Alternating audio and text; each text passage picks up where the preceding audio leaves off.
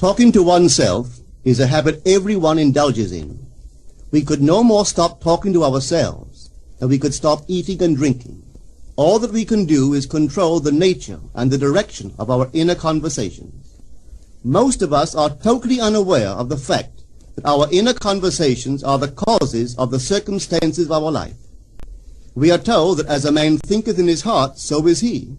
But do we know that man's thinking follows the tracks laid down in his own inner conversations? To turn the tracks to which he is tied in the direction in which he wants to go, he must put off his former conversation, which is called in the Bible the old man, and be renewed in the spirit of his mind.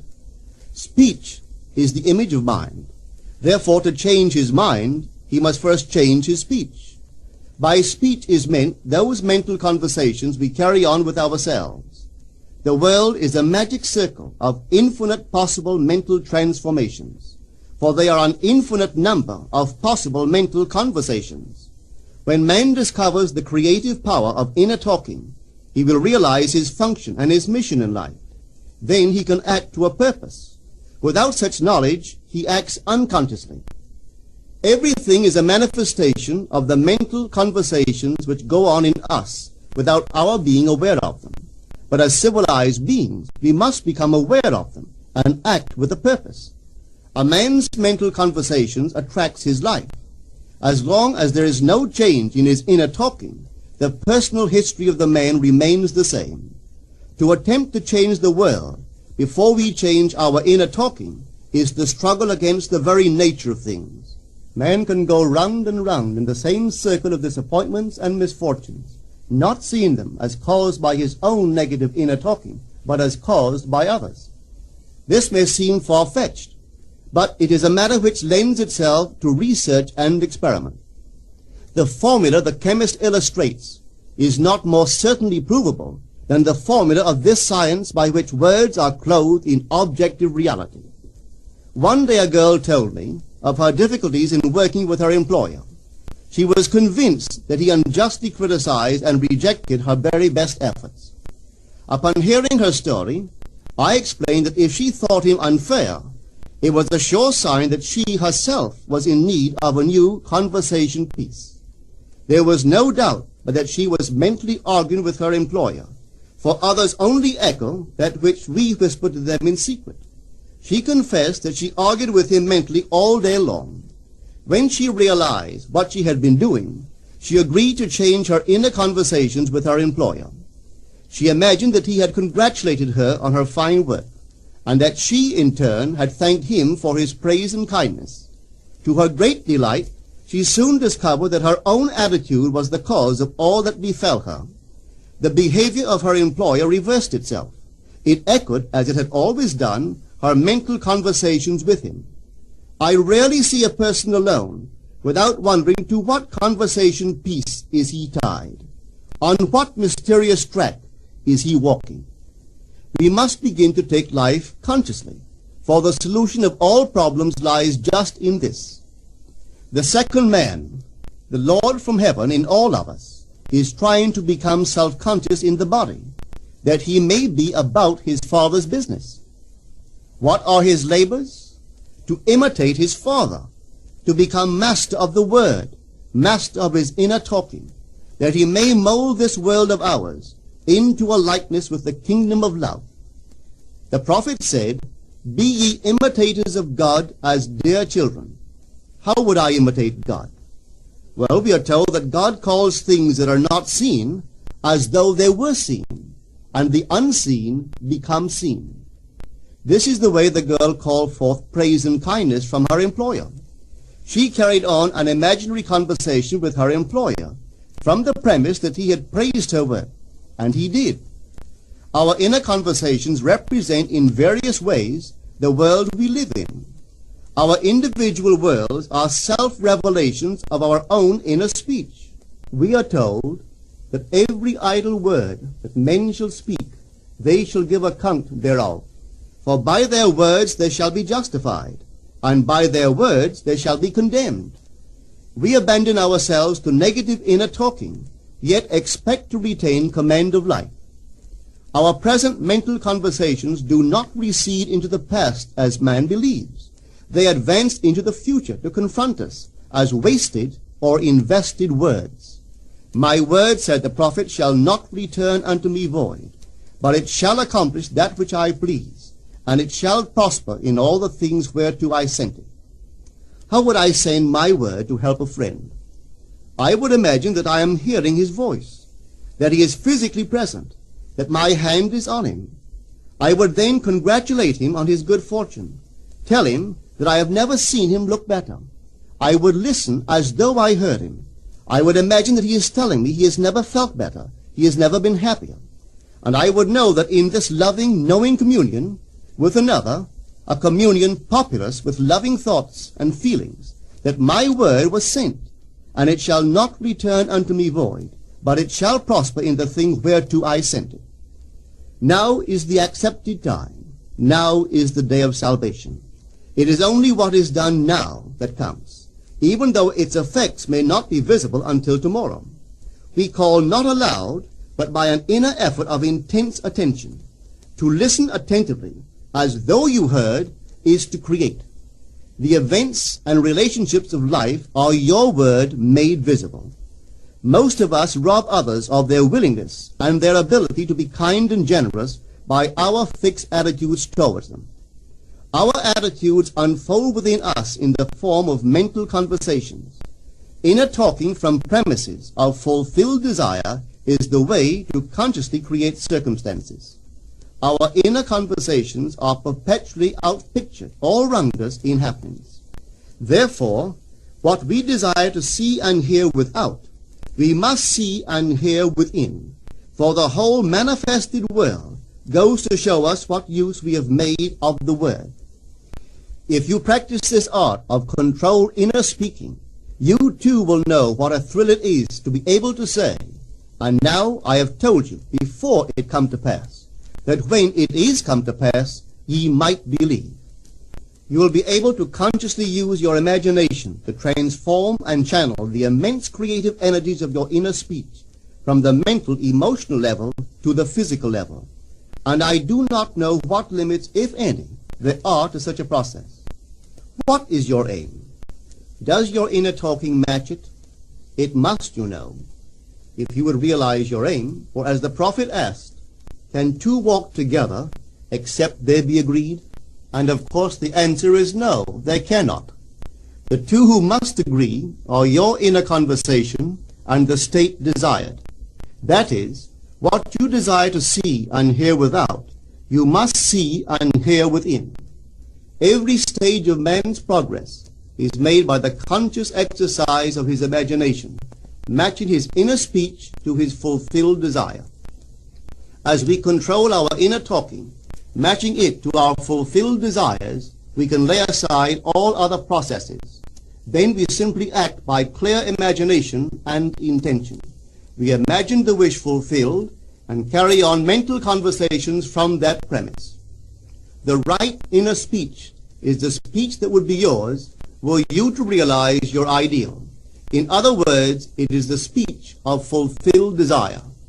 Now you will understand how wise the ancient was when he told us in the Hermetica, there are two gifts which God has bestowed upon man alone and on no other mortal creature. These two are mind and speech, and the gift of mind and speech is equivalent to that of immortality.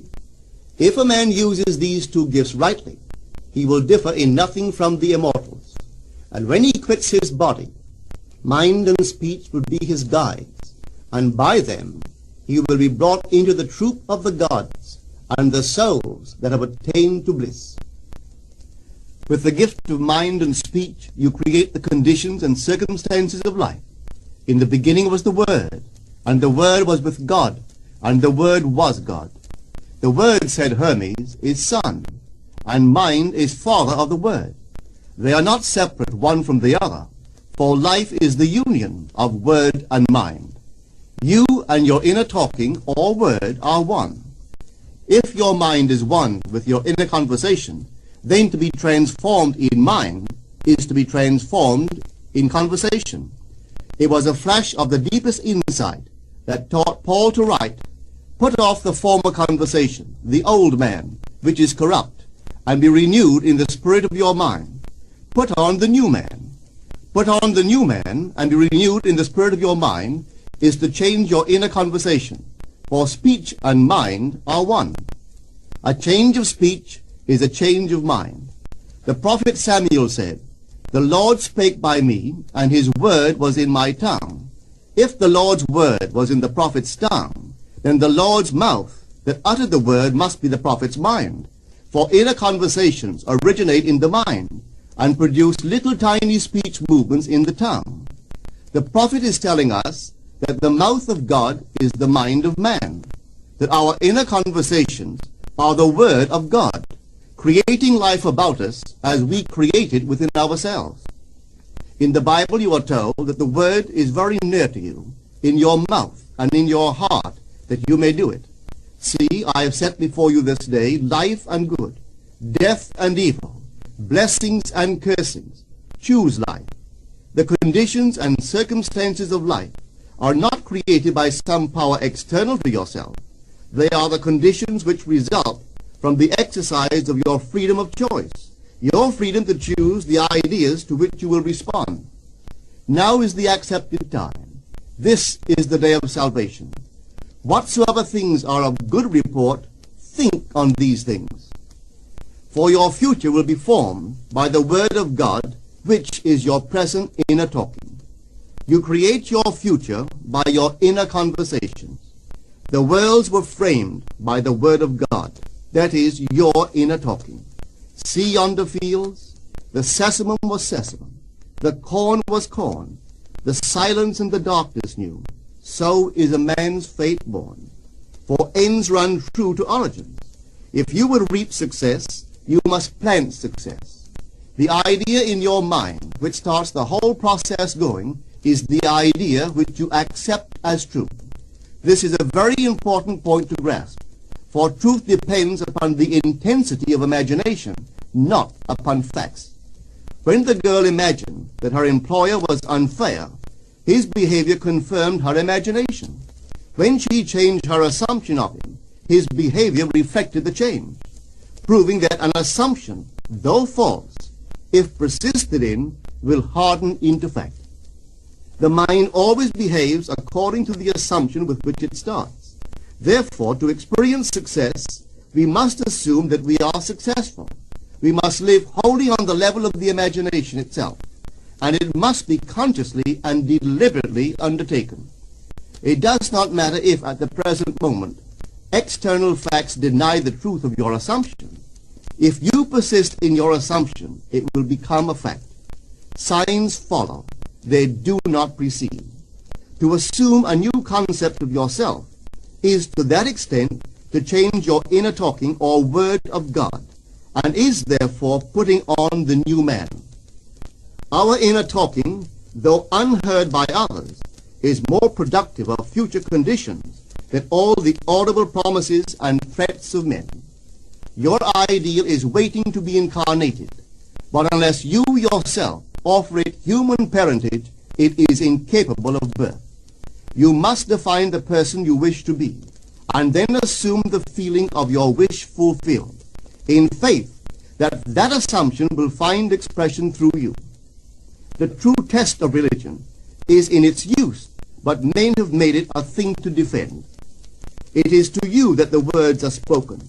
Blessed is she that believed, for there shall be an accomplishment of those things which are spoken unto her from the Lord. Test it, try it.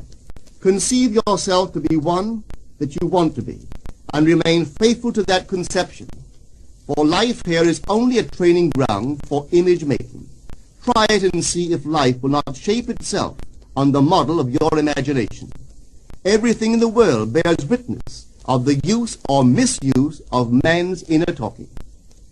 Negative inner talking, particularly evil and envious inner talking, are the breeding ground of the future battlefields and penitentiaries of the world.